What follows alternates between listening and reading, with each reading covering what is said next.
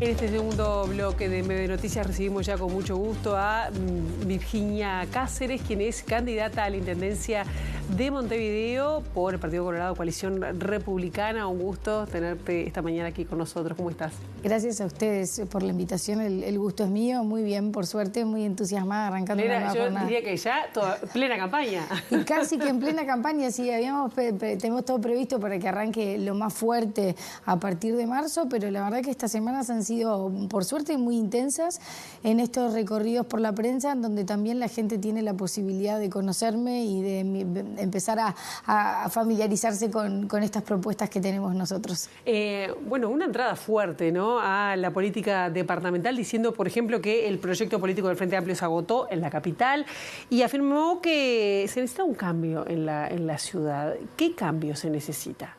Mira, yo parto de este concepto. Los montevideanos hace mucho tiempo que estamos en un estado como de inercia. Estamos acostumbrados, nos hemos acostumbrado a vivir y transitar por una ciudad a la que queremos muchísimo y añoramos en sus épocas de esplendor, pero que no nos gusta cómo está. No estamos conformes en cómo funciona el sistema de recolección de residuos, no estamos conformes con cómo funciona el tránsito de la ciudad. Pero, sin embargo, soportamos pasivamente esa inconformidad y seguimos como en estado de inercia. Bueno, nuestro proyecto quiere invitar a los montevideanos y montevideanas a salir de ese estado de inercia y a soñar en una ciudad distinta.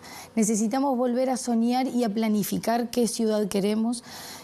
Y a partir de eso, bueno, empezar a planificar cuáles son las obras que hay que hacerse, cuáles son las acciones que hay que hacerse para ir hacia esa ciudad que todos deseamos que sea Montevideo y que vuelva a tener esa mirada de futuro y de desarrollo constante como lo supo tener en sus mejores épocas. 5 años son poco para empezar a planificar a partir de que se asume en julio. ¿Cuáles son las ideas previas y con qué equipo cuenta para pensar? Bueno, por supuesto que todas nuestras propuestas tienen una planificación a corto, a mediano y a largo plazo, porque hay algunas de las propuestas, sobre todo lo que tiene que ver con obras, que 5 años no alcanzan y que van a ser obras que van a demorar más tiempo, pero que hay que dar el paso para empezar a materializarlas y que se conviertan en una realidad. En ese sentido, en cada uno de los ejes que hemos decidido abordar, hay propuestas en ese sentido. Hay acciones que deben de ser inmediatas en la capital, que tiene que ver sobre todo con el estado de la basura y de la limpieza. Hay una cosa que es menor, que a esta altura al final parece hasta cómico que la campaña electoral esté puesta sobre el eje de las papeleras sí o papeleras no, pero vamos a volver a colocar las papeleras, pero como una acción que tiende justamente a generar un cambio cultural también, que nosotros entendemos que es necesario y que el vecino se tiene que involucrar y sentirse parte en este proceso de mantener la ciudad limpia. Pero para eso, desde el gobierno departamental se tienen que dar acciones claras en ese sentido, con un conjunto de componentes que tiendan a ese compromiso, a generar ese compromiso de ida y vuelta entre el administrador y el administrado. El equipo, nosotros por suerte en el Partido Colorado, estos 5 años han sido de mucho trabajo a nivel de lo departamental, a veces ese trabajo silencioso que no sale públicamente, pero que después llega un momento que da sus frutos. Tenemos el gabinete en las sombras, yo estuve reunida ayer con ellos, es un gabinete que se conformó cuando arrancó esta administración y que tenía como objetivo hacerle el seguimiento a las distintas divisiones y departamentos de la Intendencia y generar propuestas. Ayer estuvimos charlando sobre algunas de las propuestas que han generado y que nos entregaron en un documento que tienen que ver sobre todo con obras, con grandes obras para el departamento. Y después tenemos los equipos técnicos que se han conformado con personas que forman parte de nuestra colectividad política desde hace muchos años, que tienen mucha trayectoria, que han aportado muchísimo al país en distintos aspectos y que ahora están abocados a presentar una propuesta departamental. Lucio Cáceres, por ejemplo, en lo que tiene que ver con obras, Lito Alfi en lo que tiene que ver con la gestión, que es una arista muy importante para nosotros dentro de la Intendencia, en presentar un plan de mejora de la gestión burocrática, como, con el objetivo final de impactar en la vida de las personas que tienen que hacer algún trámite dentro de la Intendencia y que a veces se encuentran con procedimientos engorrosos y que se superponen. Y cuando recién mencionabas grandes obras, ¿cuáles serían, por ejemplo, para darnos una pista? Bueno, nosotros ayer, mira, estuvimos charlando sobre una que es un sueño, por supuesto, es un sueño que hay que pensarlo y proyectarlo en etapas y que va a tener largos años de ejecución de obra, pero que es necesario hacerlo, que es la Rambla que une el Cerro con Santiago Vázquez. Es un proyecto que tiene como objetivo que la ciudad crezca hacia el lado del oeste, que es una de las zonas en donde efectivamente la ciudad puede crecer, que va a ampliar todo el frente que da para nuestro Río de la Plata y que genera y motiva e incentiva el desarrollo urbanístico para ese lado de la ciudad. Es un proyecto ambicioso, son 14 kilómetros de frente costero, pero creo que son ese tipo de obras y de proyectos, como en algún momento Montevideo proyectó su Rambla Sur y la trabajó y la planificó y la materializó. Bueno, nosotros estamos pensando también en esos proyectos de largo plazo que nos permitan tener una ciudad más amplia y distinta. Para eso se necesita plata, ¿no? Y el propio, bueno, ahora el intendente Zunino dice que han sufrido en estos años un ahogamiento del gobierno nacional en recursos. ¿Con qué recursos se hacen ese tipo de obras? Bueno, recursos por supuesto que siempre hay financiaciones internacionales, hay préstamos de bancos internacionales, de hecho la Intendencia ha utilizado ese mecanismo de financiamiento, algunos bastante polémicos en la Junta Departamental para el tema de los saneamientos. No salió el de los 25 años, ¿no? No tuvo ese apoyo. Finalmente terminó saliendo, por un lado salió el saneamiento, solamente propiamente dicho el saneamiento, con un endeudamiento por 25 años, y después se hizo el fideicomiso para los contenedores que también se terminaron comprando, no terminaron dando el resultado que se buscó con la compra, pero sí se terminaron comprando. Entonces creo que hay formas de financiar esas obras a largo plazo. Por supuesto que el gobierno nacional allí también cumple un rol y tiene una mirada y un aporte para hacer, y seguramente haya que sentarse en una mesa para trabajar junto con el gobierno nacional en ese sentido. La Intendencia tiene claramente una situación presupuestal que por lo menos preocupa desde la visión del lado de afuera y de la información que tenemos, que preocupa, que tiene que ser uno de los aspectos más importantes a abordar para quien asuma la próxima administración, con una recaudación bien interesante, ¿no?, de $2 millones por día, pero que en definitiva allí hay algún punto en donde esa recaudación no está siendo suficiente para los gastos que está haciendo la Intendencia. Por lo tanto, obviamente que hay que sentarse, rever en la estructura organizacional de la Intendencia, que es muy grande, que tiene muchas dependencias, algunas con muchos funcionarios, otras con muy pocos, y en ese marco de evaluar las competencias, los recursos humanos asignados y los recursos económicos asignados a cada área en base a las priorizaciones que nosotros estamos haciendo, bueno, hay que reestructurar y reorganizar y por supuesto empezar a ver de dónde se puede empezar a achicar ese déficit acumulado que tiene la Intendencia. Recién hablaba del tema de limpieza, ¿no?, que sería también otro del tema de los contenedores que hizo referencia. El candidato por el Partido Nacional dentro de la coalición republicana habla de, bueno, un gran cambio ahí, de hablar de contenedores bajo el suelo.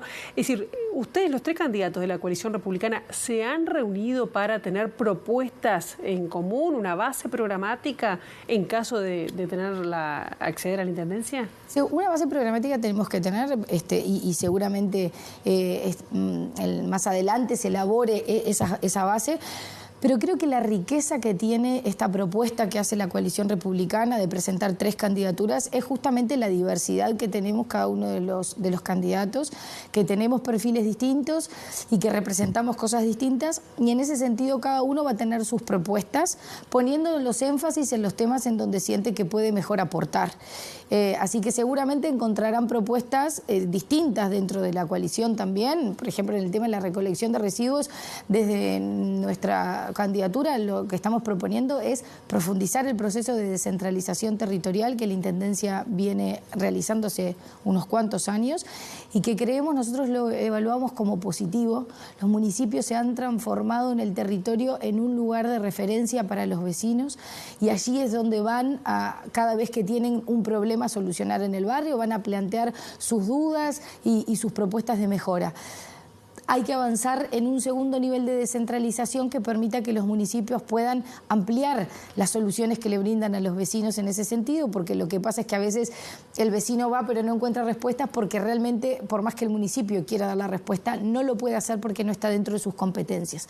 Nosotros creemos que la recolección de residuos debe... tanto el diseño, o sea, cómo se va a hacer esa recolección y la ejecución, o sea, el proceso propiamente dicho, debe depender de los municipios y por lo tanto habrá tantos procesos de recolección de residuos como entiendan los distintos territorios, porque no es lo mismo pensar en cómo funciona y cómo vamos a recoger la basura en el municipio B, que es un municipio que tiene mucha propiedad horizontal, que hay muchos edificios, que circula mucha gente, mucha densidad poblacional, que en el municipio A, en donde la mayor cantidad son casas, los vecinos circulan de otra manera y con otro ritmo por el barrio. Entonces creemos que la mirada territorial es muy importante para definir ese tipo de procesos. Virginia Cáceres vino para quedarse en la política departamental.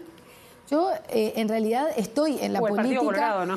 Exacto, estoy en la política desde que tengo 15 años. Seguramente, por supuesto que la gente me ha conocido un poquito más, con un rol más público, en este último año y medio en donde estuve en la presidencia de la ANEP y que era un cargo en el que yo no podía hablar de política por las inhibiciones que tenía. Seguramente hasta haya sido una sorpresa para muchas personas identificarme en un rol político y en el Partido Colorado.